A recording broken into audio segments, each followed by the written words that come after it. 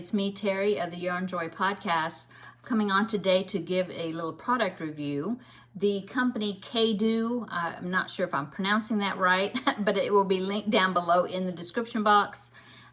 They contacted me, asked me if I would review their electric yarn ball winder, and I said, of course, I would love to do that. I've been really wanting one. So they sent me this one.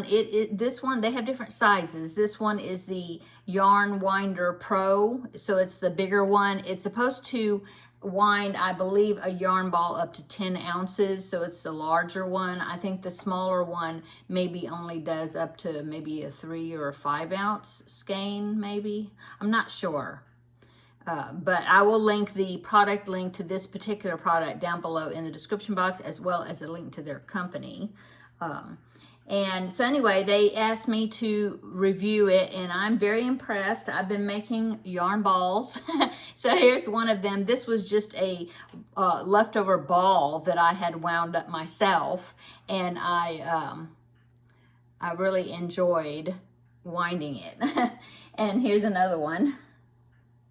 I kind of like that. You see how it leaves a pretty big hole in the middle? I kind of like that because you slide it off, and if you have one of those hanging yarn dispenser things, probably shouldn't say the company, but one of these that hang and you can pull and feed, you know, the yarn feeds off of it. If you have one of those, the fact that this has got a hole in the middle, you can just slide it right down on that post and you don't have to worry about tangling the yarn on the inside.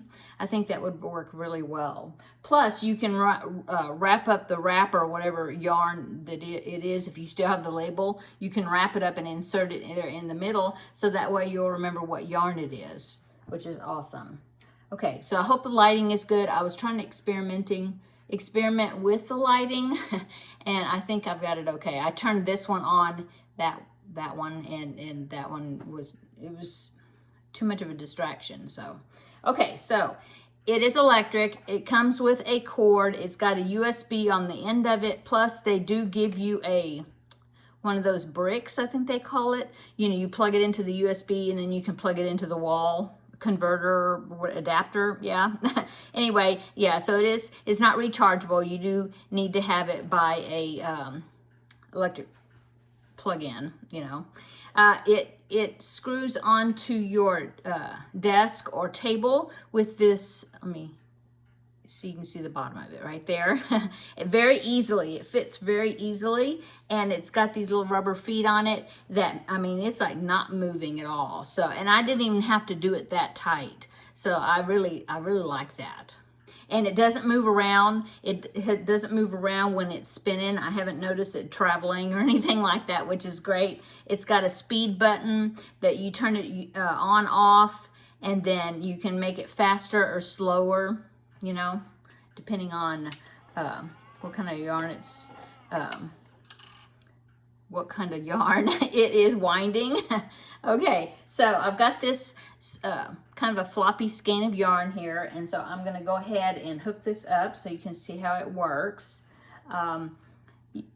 Now, one tip to thread it through, you don't have to do this, but I find that it was easy for me to do it if I had a yarn needle. Twisting around here to get in my drawer so that I get a yarn needle. So I just use a regular yarn needle, and that helps me to thread it through. You don't, like I said, you don't have to. It doesn't come with one, but it just seems like it is easy to, makes it easy and faster to thread. Oh, so the way it comes packaged, this right here untwists. There's some arrows on the other side. Of course, now it's in the wrong position there. There's some arrows on either side that tells you what direction to twist it, or to lock it into place, or to unlock it, to take this off. And then, of course, this is one piece by itself. And then this right here, all this with this arm, see that arm? That is one piece. It comes with this little small screwdriver, isn't it cute? And a couple of little screws. They give you a spare one if you lose the first one, which is great.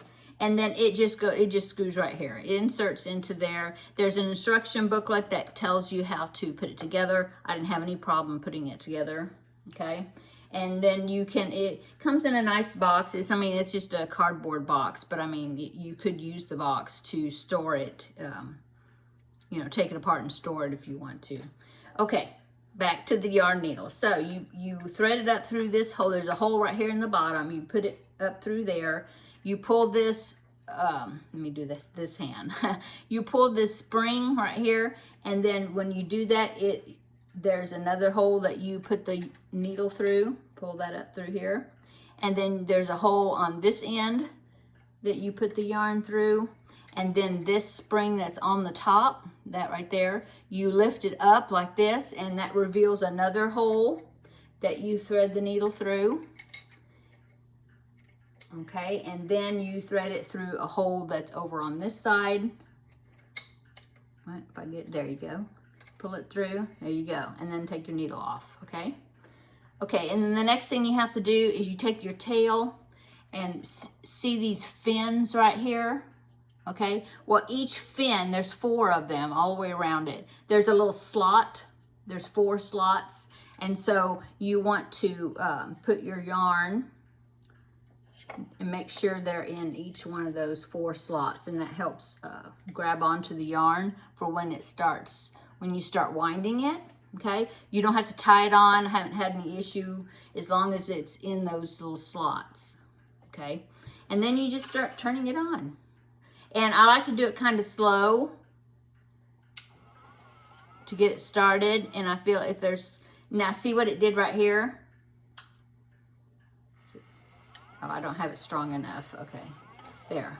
So if it gets if it has a resistance, if it feels like it's getting tangled up or something out of the skein, it will stop. See that? It will stop just a few seconds, and it'll start again.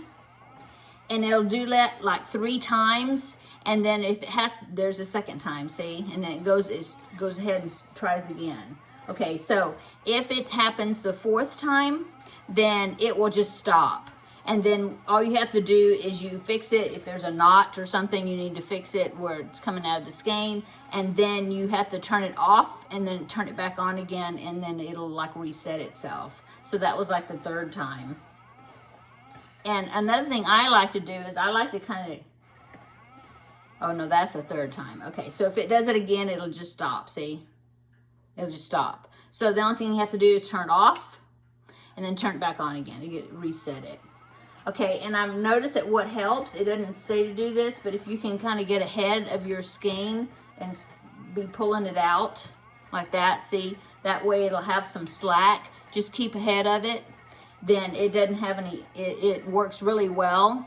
You don't have to worry about it stopping, and that way if you pull out a knot or something, you can see it early and catch it, you know, and then fix it.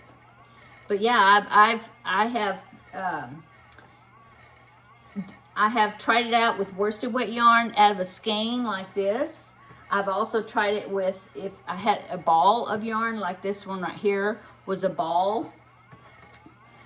If the ball is kind of heavy, it does say, and if you're using chunky yarn, it says to bypass this first spring right here, just go around it, don't go through it. And that helps if it's a heavier, bulkier, chunky yarn. But I did notice that if I had it like a really big ball that I hand wound into a ball and I wanted to make it into a cake, then I would bypass that piece. And it's good to have it like in a big loose box or a bowl or something for it to roll around in as it's unwinding. And that seems to work well. I've also used DK weight yarn. I've tried that out to see how it cakes up. Does really well. So yeah, now I haven't done the maximum. I mean, that's a big circle, so I'm thinking it will make a really big cake. I haven't tried like with a really big cake. This one's pretty good size, so we'll see how what that one's looking like at the end. Now see, it thought it had some resistance, so it stopped just a few seconds. See, that must have been the 4th time, because when it stops and it doesn't start again, you just go like, you turn it off and turn it back on again. May have to speed it up a little bit. I think thought it was going too slow. Now I can't get ahead of it. Just a minute. Okay, now I'm getting ahead of it. That just helps it. You know, you don't have to do that. You can just let it pull, I guess. But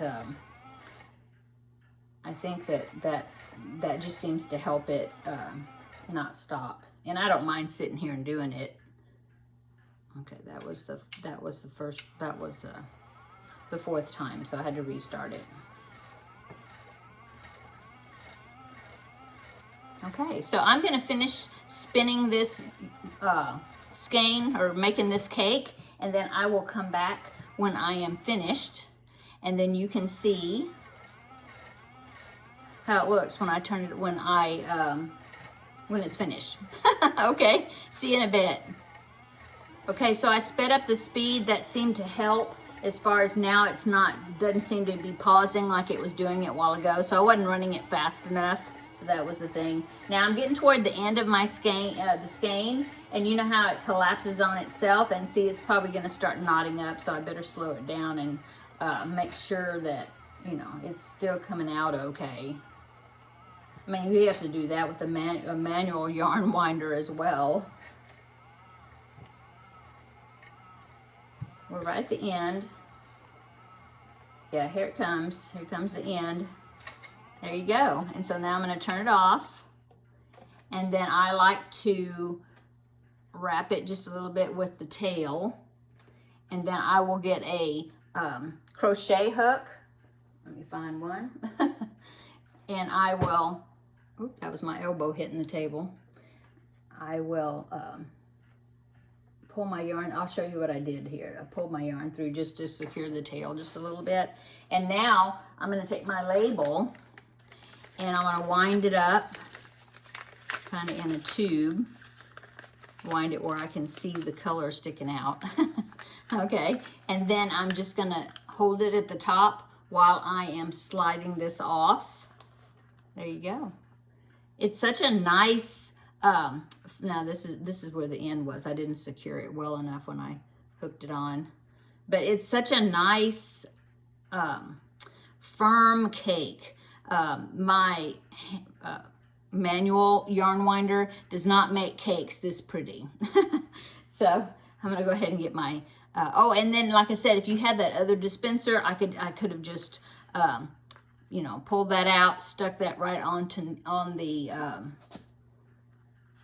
that other yarn feeder thing I showed you a while ago, and then just work off of it. So you can either do that, or you can get the tail, the beginning tail, and work from the inside also.